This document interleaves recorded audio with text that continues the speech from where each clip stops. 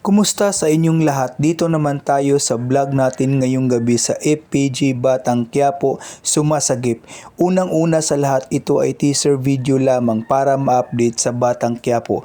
Huwag kalimutan i-follow at i-subscribe yung channel. Salamat po. Na sila Primo at Amanda na ibigay na yung parte ng pera nila para maghanap buhay na sila ng maayos at maganda at mapalayo sa lugar na to. Dito ay pinamigay na yung pera ang mga parte nila para makapaghanap buhay na sila ito. Kaya ito lahat sila ay nagbibigay na ng pera nito. Ito si Lucio ay doon sa trabaho niya. Ngayon dumating yung mga Tondo Boys dahil sa pinagsasabi ni Lucio tungkol sa grupo nito. At dito ay nag-usap-usap sila nito.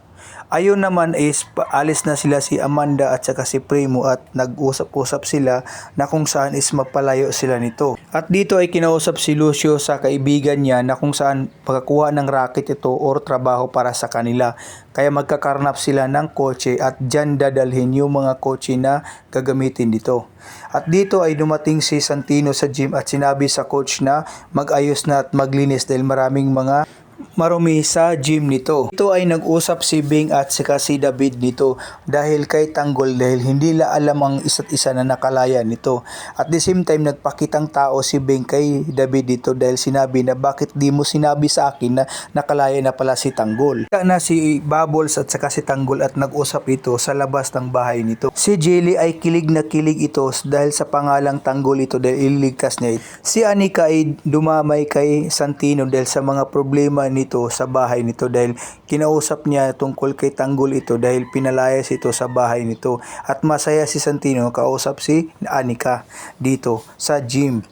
Ngayon ito naman si Olga ay na kung saan is nagsabi kay Tess na puntahan natin yung asawa mo, baka pumunta yun sa kabit.